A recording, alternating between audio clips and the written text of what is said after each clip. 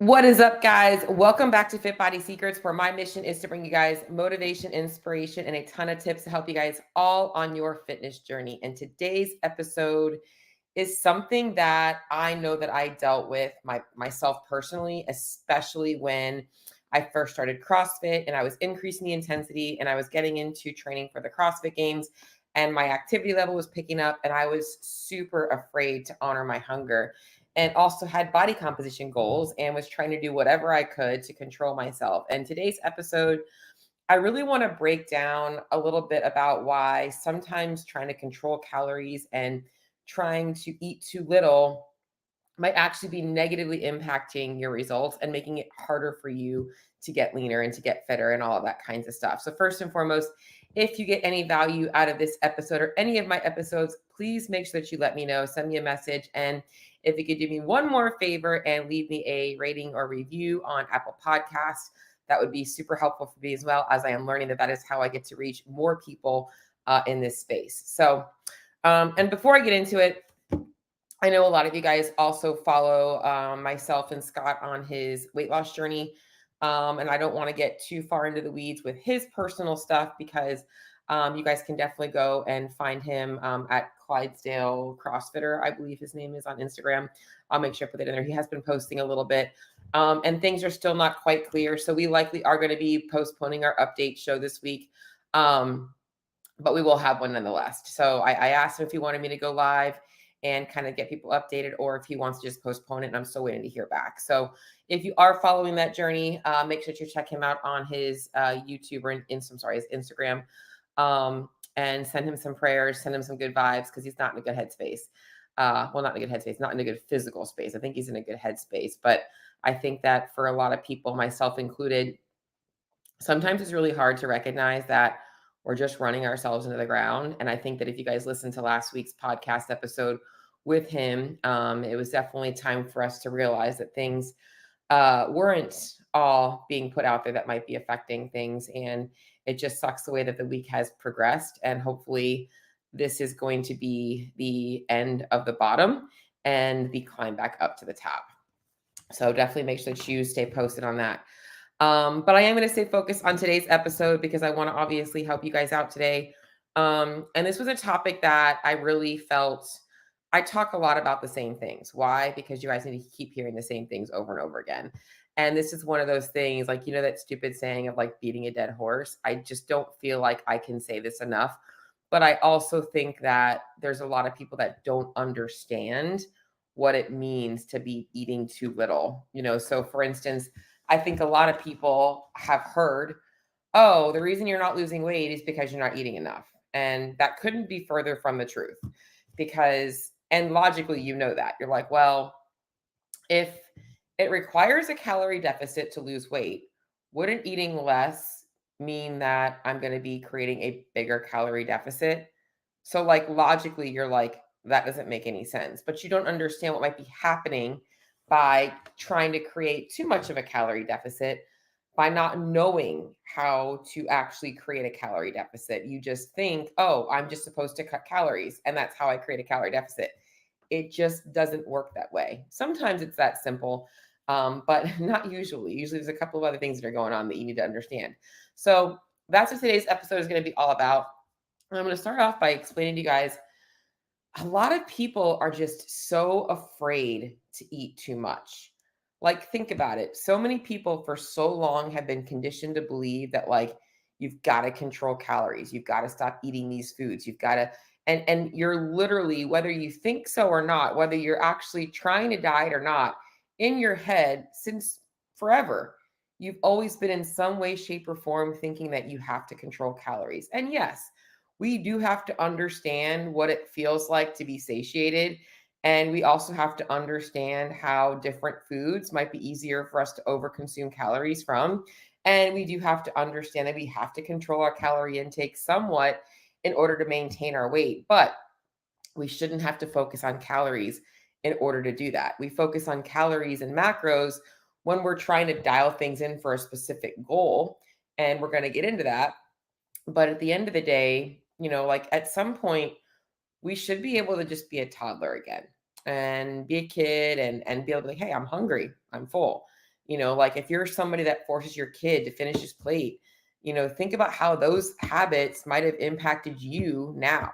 Like, so it's really important to think about that. And I don't even want to get into a topic about how people with their kids, but that's a whole other subject. So, but guys, being afraid of eating too much is something that's actually making it harder for you to lose weight. It's making it much harder. In fact, people don't realize how eating too little chronically, even if you are successful with creating a calorie deficit and getting lean, is negatively impacting your body. The negative impacts of underfeeding your body chronically, things like, metabolically, you're going to slow down, hormonally, things are going to change.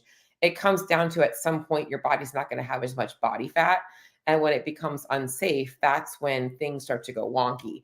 Now most people don't get to that point. It's very difficult to get to a body fat point where you are seeing a lot of those negative effects, but the negative effects in your current life are going to happen quicker, like changes in your mood, like how eating too little has now impacted how you feel about yourself.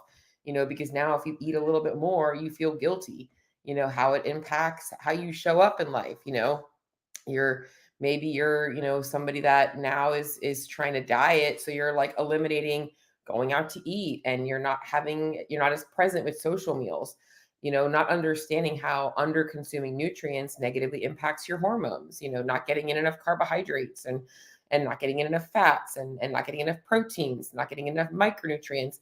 All of these things can have a negative impact on your health. um, and like physical and mental health are so important. It's funny, I was thinking about this today. People focus so much on like physical health and wellness and sickness, and they don't think about mental health and wellness and sickness. And they're both like connected. I mean, I'm going to be 100% honest. I haven't given a gains train update, but my physical health has affected my mental health, and my mental health has affected my physical health. And it's this pulling that I'm having. And maybe I'll make that my topic that I talk about on my gains train update today, because, or update this week, because that is something that's really important, is, food and it's all connected. So, anyways, I don't want to get too far in the weeds on that, but I definitely want to start talking a little bit about what you guys need to understand about creating a calorie deficit if your goal is fat loss. Or maybe you don't have the goal of fat loss, but you do find yourself just afraid to eat enough, and that you could feel better. That you could look better. That you could perform better. That you could show up better in your life if you weren't so consumed by trying to control calories, by trying to eat less. And that's the main focus of today. So if you're looking to lose fat, this is going to help you. But if you're also looking just to feel better, which likely will help you lose fat if you're actually pretty happy with where you look and you just want to look a little leaner, you'd be surprised. So, first things first, what I want to explain to you is, obviously, there's two ways eating too little is going to affect you. Okay. And this all comes down to the calorie equation. That's what I'm gonna keep it simple and focus on that. On one end of the calorie equation, we've got our calorie expenditure.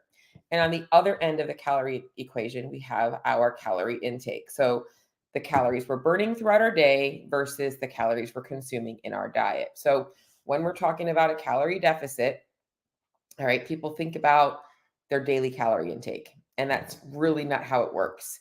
It's actually more like an average of like 7 to 14 days that's going to justify whether or not you lose fat, because it's very hard. A pound of fat is 3,500 calories. So you have to be in a calorie deficit of 500 calories a day in order to lose 1 pound of fat at the end of the week. So that means you have to be eating 500 calories less per day than you're burning, in order to lose 1 pound of fat. So that's why we don't want to measure progress on our day-to-day basis, because that's just fluctuations. Anyway, so let's talk about the two sides of the calorie equation first and foremost, and I'm going to do this very simply. How do we burn calories? We've got four main places that we're going to burn calories. Number one, and the biggest one, is our basal metabolic rate. Our basal metabolic rate is our body's needs at rest, and that factors in your age, your height, your weight, and your lean muscle tissue. This is also if you have less than optimal thyroid function, that has not been corrected with medication. If you've got any kind of underlying, metabolic conditions, diabetes, these things might affect your BMR a little bit, but mostly it's your calorie needs at complete rest. This makes up 70% of your calorie expenditure. Then we've got the thermic effect of feeding. This is the amount of calories your body is going to expend or burn just to break down food. And then you've got your non-exercise activity. This is the amount of calories you're burning throughout the day, just living your life. What I'm doing right now, talking to you guys, using my hands, along with things like laundry and washing your hair and all that kinds of stuff. So your daily activity, going to the grocery store, bringing in the groceries, all that stuff, that's your non-exercise. That makes up about 15% of your energy expenditure. And then you've got your exercise activity, which is your intentional time in the gym. And for most people, that's about 5% of your energy expenditure. If you are a high level athlete or you are training more than 90 minutes a day, this might increase a little bit. But for the majority of people, your exercise activity really only makes up about 5% of your overall calorie expenditure. Now, people can start to add in more activity via maybe like longer cardio sessions and walking and things like that in an effort to increase energy expenditure. And that can kind of get a slippery slope of, is this non-exercise activity or is this exercise activity? It really just depends on if that's something that you're going to keep into your lifestyle and how you're going to consider it. So that's how we burn calories in our day. And then we ingest calories, obviously, by one way, what we're eating, so what we're putting in our mouth. And then our body is going to absorb a percentage of those calories. Our body does not absorb all of the calories that we're consuming. So some calories do go through our system and do not get absorbed, obviously, through the thermic effect of feeding. Certain types of foods just don't. So roughage in your fiber intake. That's why nutrition isn't always just calories in versus calories out. There's other factors you want to take a look at. So that's how we burn calories, and that's how we get our calories in our diet. So this is why knowing how many calories you're consuming is very important. So now that we know that, let's talk about how eating too little is actually affecting how many calories you're burning throughout the day. Okay. And I think this is where the whole you're not eating enough to lose weight got the big push. It's where people started to hear that, because there is some things that happen when you aren't eating enough. Okay. So if you are eating too little, here is how your energy expenditure gets affected in a long-term way. So over time, your basal metabolic rate is going to drop. So if you are chronically under eating, primarily not getting in enough calories and not getting in enough protein, your lean muscle tissue will go down. As you weigh less, you're going to obviously burn less calories at rest. So if you are not eating enough protein, getting in enough calories to support maintaining your lean muscle tissue during a fat loss phase, you are going to be obviously risking lowering your basal metabolic rate. Now, obviously, if you have significant amount of weight to lose, losing that body fat is going to make you healthier. So I'm not telling you to stay significantly overweight just to keep your BMR up, right? So that body fat coming off is going to also likely keep you healthier and obviously get the metabolism functioning better. So it might actually increase your BMR. So we want to make sure that we are looking long-term. BMR could be affected. Okay.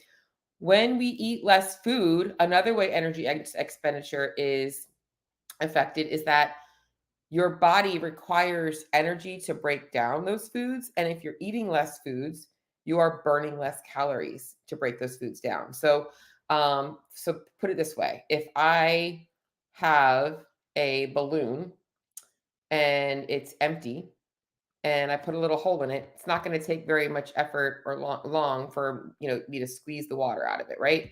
I can squeeze the water out and it goes out fast. If I fill up the balloon and I have a little hole in it, it's going to take me a lot longer, right? It's going to take me a lot more effort. So you have to realize that, or if you want to use a wood chopper as an example, okay, if I put like one little twig in versus if I put a whole trunk, what's going to take longer? What's going to require more effort? If I'm digging a small little hole or a big hole, right? So when we're eating less food, we are going to see a change in our thermic effect of feeding. So that goes down. Also, plug for if you guys are eating more processed foods, your body requires less energy to break those foods down. So we're not going to get into the processed food debate. Y'all know my opinion on that. But if you are eating a lot of highly processed foods, your body's burning less calories to break them down because they're already broken down pretty fast or pretty well. The next way eating too little affects your energy expenditure is it actually decreases your non exercise activity. So, things that you're not recognizing that are happening. You're not blinking as much, you're not fidgeting as much, not moving as much, you don't have as much energy in your day. You kind of have to force yourself to move a little bit more. And these things you probably don't even really notice, they're kind of happening subconsciously. But also, you just have less motivation to do things. You might not even realize it, but you used to be somebody who was like always keeping the kitchen clean, like never left a dish in the sink. And now you're like, "Ugh, those dishes can wait." And it's things like that that you're not just getting up and being more intentional from because you just don't have the energy. So your non-exercise activity is affected. And then the big one here, guys, is that your exercise activity is also affected, which doesn't just impact your energy expenditure, it is impacting your ability to build lean muscle tissue. Okay, so if I am not able to push as hard in the gym because I don't feel as good, I'm not actually getting that progressive overload. So it's affecting your energy in the gym, which is negatively impacting the amount of energy you're expending in the gym and also how much muscle and how much fitness you can build. So it's negatively impacting your energy expenditure there as well.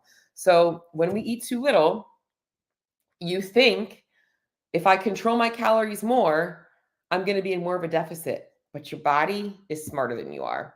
And you're going to start to slow down energy expenditure to make up for the negative in the calories. So, this is one way that eating too little is making it harder for you guys to lose weight. Now, that's on the energy expenditure side.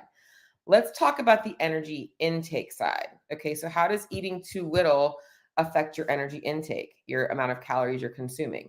All right, so you're like, well, logic says I'm eating less, so I'm eating less food. So wouldn't that be a good thing? Not always the case. And if you're listening to this, some of these things might sound familiar to you. Okay, so here are a couple of ways eating too little negatively impacts your calorie intake. How many of you guys can relate to starting to you make the commitment. You're like, it's time. I'm gonna dial things in. I'm ready to rock. It's like cleaning out the closet, whether you're counting or not, you're like following a clean eating plan or you're back in the macros and you're counting your calories. And you don't even know if you slash calories enough, but you just know that you are like eating so clean and dialed in that like nothing is gonna break you. And then like all of a sudden you start to get some hunger cues. And at first you're like, they're okay, I can handle them.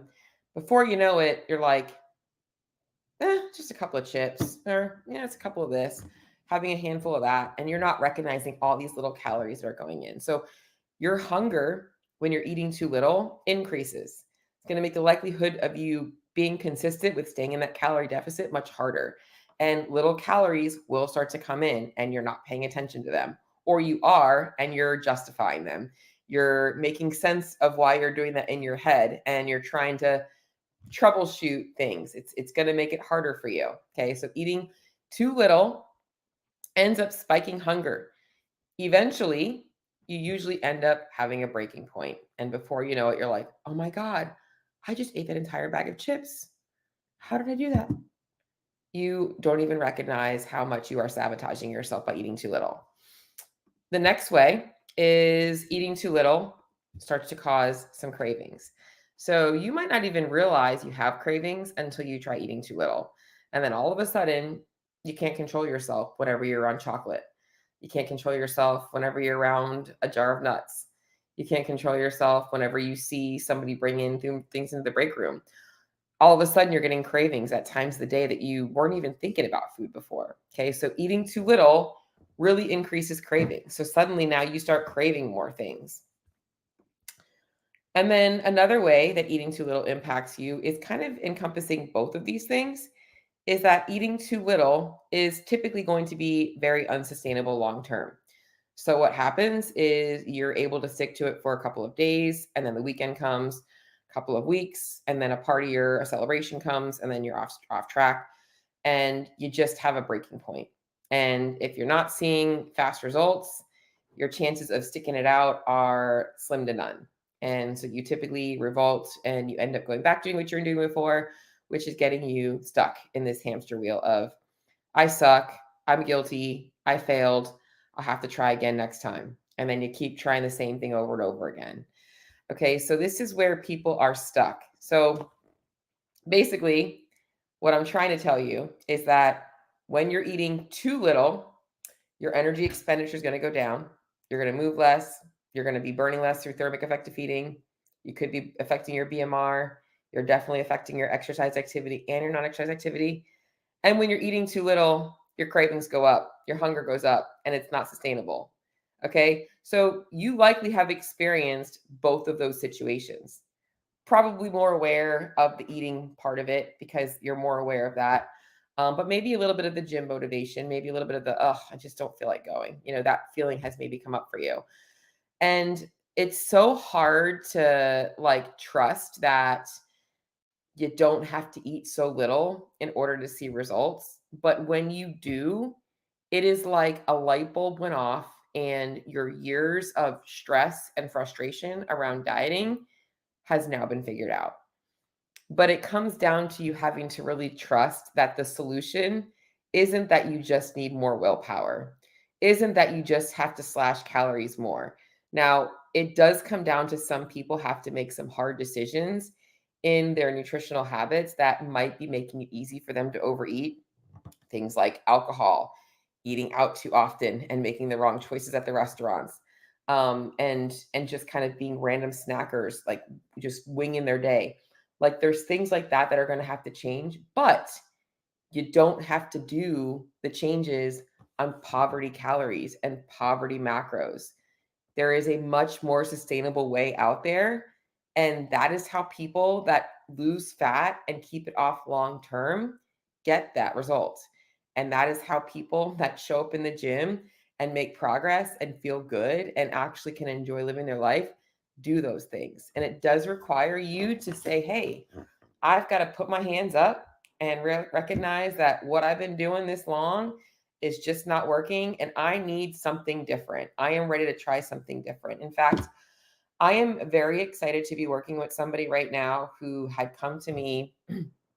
Well, we've been in contact for quite a while. I don't know, she might be listening to this. We kind of been touching base over the years. Actually, we've been connected for a couple of years now, and I've kind of followed her journey. And she lost a lot of weight in a very restrictive way and looked amazing, but couldn't maintain it, regained the weight plus some. And she, throughout the entire time as she was regaining the weight, kept trying so hard to get back to that place where she was able to be so disciplined. And just every single time, it got harder and harder and harder. And the best thing she ever did was she took a year and she didn't diet at all. She's like, Cheryl, this year has been such a stress for me. I gave up. I've been eating whatever the fuck I want. And I'm like, well, what if I told you that was the best thing you ever did? Because now you're coming to me fresh. You don't have anything to lose at this point because you're eating whatever you want. And we've been able to start losing weight while eating around 26 to 2,800 calories a day. And she's doing CrossFit 5 to 6 days a week, walks about 10K steps, nothing crazy, just normal CrossFit class. So, but the only reason she was able to do that is because she gave herself permission for the last year to eat whatever the fuck she wanted. Excuse my language. But anyway, so now I'm going to present the solution to you guys because I want to offer a solution. And I think that a lot of you guys might be listening to this and like thinking that, because I've been there, I'm there right now. This isn't going to work for me. I'm different. My body's different. I've got these problems. I've just been struggling for so long. I'm actually in that place myself in a lot of ways in life.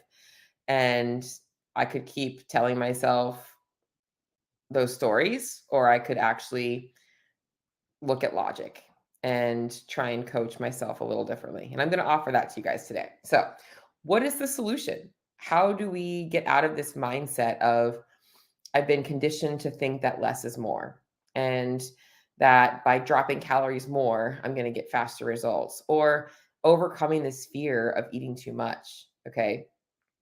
So I'm going to talk to you about the scientific side of things, and then I'm going to talk to you about your side of things.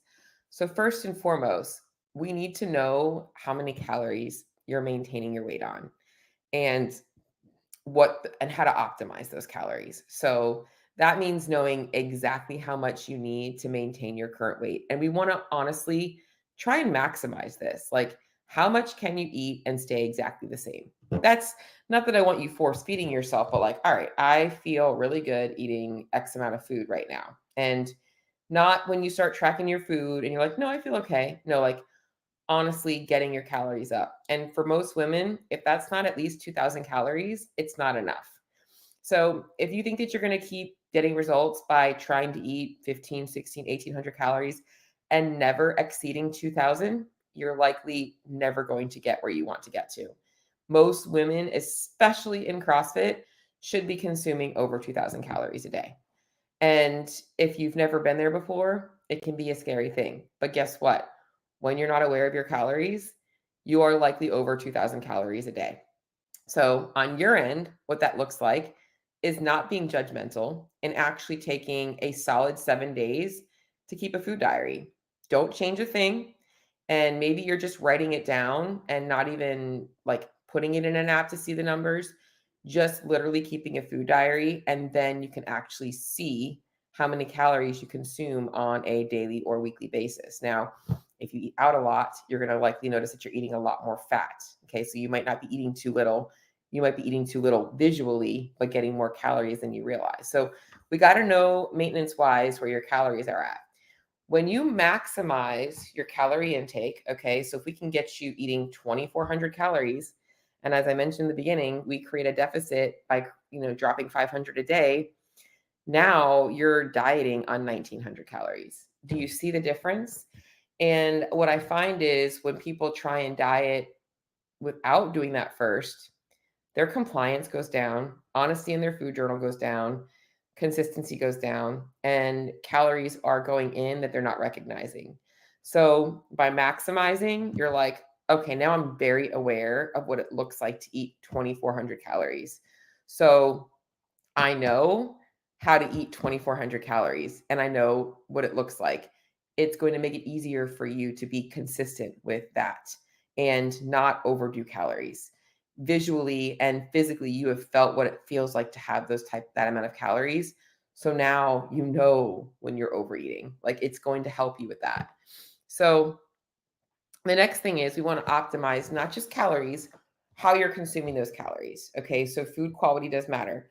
Getting in enough protein, getting in enough fiber, getting in enough fruits and vegetables, getting in carbs from primarily minimally processed complex carbohydrates, getting in minimally processed fats, more natural fats, I like to call them, and really just understanding how to build a balanced diet, but also knowing how it's okay to have some flexibility there, allowing yourself to have a couple of things. It's not, there's no cheat days, there's no this and that. It's like, hey, like today I want a slice of pizza, so I'm going to replace my sweet potato and my avocado with a slice of pizza. Like it's just knowing how things work over time and keeping your diet pretty balanced throughout the week and throughout the day. You're going to find that by doing it this way, you are more satiated, you have less cravings, your gut is moving better, thermic effective feeding goes up, and this is going to have a positive impact on your energy expenditure because you're going to have more energy. So we maximize, and then as I mentioned, we're going to create a sustainable calorie deficit.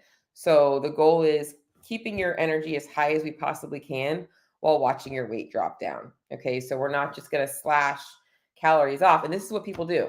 Let's just say, this woman that started with me, she was eating 3000 calories and she didn't even ever take the time to take a look at that in her food diary. But she goes online, she finds a calculator and she takes a look at what she should be eating for fat loss based on her stats, and she drops calories to 1400. She literally just slashed her calories in half for no reason. For no reason. That's why you'll see like all of a sudden a fast drop in weight and then it plateaus. So it's like understanding how you don't want to do that, like both physically and mentally, it's hard on the body. So give yourself an opportunity to start by optimizing, and then we can kind of work down from there. And that's the main thing for today's episode. I wanted to make sure that I didn't miss anything on my notes here. So if you guys struggle and you're like, I know this concept makes sense, I feel like I need to change something, but I don't know where to start, plug for coaching, plug for me to also help you for free. In fact, if you missed out on my AMRAP Jumpstart, I was talking to somebody yesterday about how I think I might actually keep something like that going in the rotation. If that's something that interests you, shoot me a DM. But more importantly, um, I think that if you want a free macro calculation that's actually more accurate, shoot me a DM. If you want more help with your nutrition strategy and you're feeling a little stressed out about this, shoot me a DM. I actually had the links to reach out to me in my show notes, and I'm getting like a little bit sidetracked right now. But anyways, if you guys have any other questions about this topic or you struggle, please reach out to me. That's the main thing that I want to let you know. And until the next episode, I will see you all later.